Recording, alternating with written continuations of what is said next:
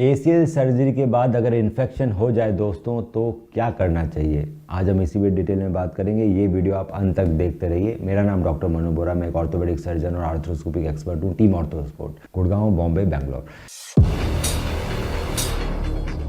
तो दोस्तों, हर सर्जरी के बाद इन्फेक्शन के कुछ छोटे छोटे परसेंटेज रहते हैं जिसमें इन्फेक्शन हो सकता है। हमने अपने पहले वीडियो में बताया था कि आखिर इन्फेक्शन क्यों हो जाता है एसीएल सर्जरी के बाद। आज हम बात करेंगे कि अगर इन्फेक्शन हो जाए तो आपको क्या करना चाहिए। हर सर्जरी के अंदर दोस्तों थोड़ा सा इन्फेक्शन का चांसेस रहता ही रहता है। हम भी अभी तक साइंस इतनी डेवलप नहीं हुई कि आप 100% इन्फेक्शन फ्री ऑपरेशन होने लगे, आज तक नहीं हुआ ऐसा।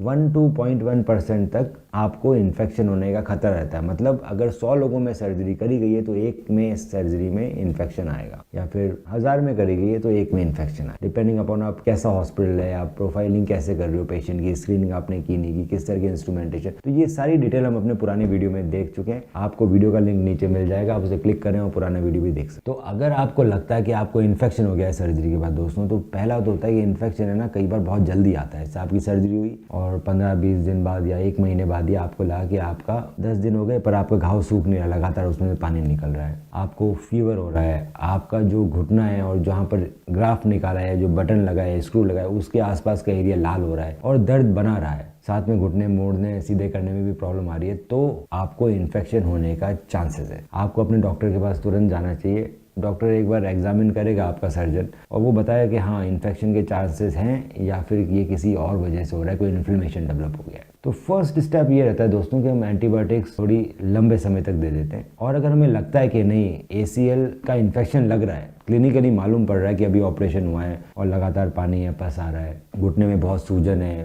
पेशेंट को फीवर आ रहा है, दर्द हो रहा है, घुटना बेंड नहीं हो रहा, सीधा नहीं हो रहा, तो मतलब इन्फेक्शन हो सकता है। आपको कुछ टेस्ट कराने होते हैं दोस्तों, जिसके अंदर ESR, CRP और प्रोकैल्सिटोनिन लेवल, जो कि एक नया टेस्ट है। ये टेस्ट अगर आपके खासतौर से प्रोकैल टेस्ट अगर बढ़ावा आ रहा है तो चांसेस हैं कि आपको इन्फेक्शन हो गया है। एक बार क्लिनिकल फिजिकल एग्जामिनेशन और CBC और बाकी प्रोकैल और ESR CRP करा के डॉक्टर डिसाइड करता है कि आपको इन्फेक्शन है या नहीं है। और अगर वो इन्फेक्शन प्रूव हो जाता है क्लिनिकली या फिर टेस्ट के दौरान, तो सबसे अच्छा रहता है दोस्तों कि एक बार जॉइंट वॉश करा लिया जाए आर्थ्रोस्कोपिक। तो इसके अंदर दूरबीन से वापस सर्जरी की जाती है। हम लोग दूरबीन से अंदर जाते हैं और जितना भी पस या जो खराब मटेरियल है वो सारा बाहर निकाल लेते हैं। साथ साथ में जब इन्फेक्शन में क्या होता है, जो घुटने के अराउंड जो साइनोवियम होता है दोस्तों, वो इन्फ्लेम्ड हो जाती है, साइनोवाइट हो जाती है, तो इन्फ्लेम्ड साइनोवियम को भी निकाला जाता है। इसके अलावा घुटने में जॉइंट वॉश किया जाता है एंटीबायोटिक से। दूसरा, जहाँ पे आपके बटन लगे हैं, जहाँ पे स्क्रूज लगे हैं, वहाँ पे भी छोटा चिरा लगा के उसको भी हम ढंग से साफ करते हैं हाइड्रोजन पेरोक्साइड और बीटाडीन से,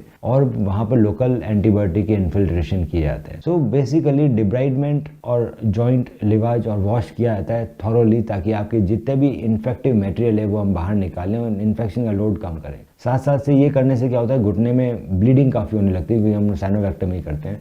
तो ब्लीडिंग होने से दोस्तों जो एंटीबायोटिक हम चालू करेंगे या जो आप ले रहे हैं वो घुटने तक आने लगती है। अदरवाइज एंटीबायोटिक कई बार घुटने में नहीं पहुंचते क्योंकि ब्लीडिंग नहीं होती घुटने के अंदर। उसके बाद लगभग 50% लोगों का इन्फेक्शन ठीक हो जाता है दोस्तों। कंटिन्यूस एंटीबायोटिक देते हैं बहुत समय तक, 3 वीक्स तक IV एंटीबायोटिक दी जाती है और उसके बाद 3 वीक्स तक ओरल एंटीबायोटिक दी जाती है वॉश के बाद। हो सकता है कि आपका इन्फेक्शन इसके बाद बिल्कुल ठीक हो जाए। 50% लोगों का इन्फेक्शन इसके बाद बिल्कुल ठीक हो जाता है। उसके बाद भी 50% लोगों में इन्फेक्शन रहने के या दोबारा आने के चांसेस है दोस्तों। अगर इन्फेक्शन दोबारा आता है तो जो भी इम्प्लांट लगा है एसीएल सर्जरी के दौरान, चाहे वो स्क्रू लगाओ या बटन लगाओ या फिर लूप्स लगे हो फाइबर के, वो सब दोस्तों ऑपरेशन के दौरान निकालने पड़ते हैं, क्योंकि जब तक वो रहेंगे तब तक एंटीबायोटिक वहाँ तक पहुँच नहीं पाएगी, वो बैक्टीरिया घर रहते हैं। सो इस कंडीशन में कई बार आपकी जो एसीएल सर्जरी की गई है वो भी फेल हो जाती है, क्योंकि जो हमने लगाया था वो सब निकाल दिया। सो अब आपके नी में वापस कोई एसीएल नहीं है और इम्प्लांट भी सारे निकल गए हैं। एक बार ये चीज़ होने के बाद आपको कम से कम 6 महीने वेट करना पड़ता है इन्फेक्शन फ्री पीरियड। मतलब ये प्रोसीजर करने के बाद हो सकता है कि आपको बिल्कुल इन्फेक्शन ना आए, चांसेस बहुत अच्छे होते हैं कि आप ठीक हो जाओ। 6 महीने तक अगर आपको कोई इन्फेक्शन नहीं आया तो आपको दोबारा सर्जरी के लिए प्लान किया जाता है दोस्तों। इस सर्जरी कराने से पहले दोबारा कई सारे टेस्ट होते हैं, ESR, CRP, ये सारे टेस्ट जब एक बार नॉर्मल आते हैं तब वापस सर्जरी के लिए प्लान किया जाता है।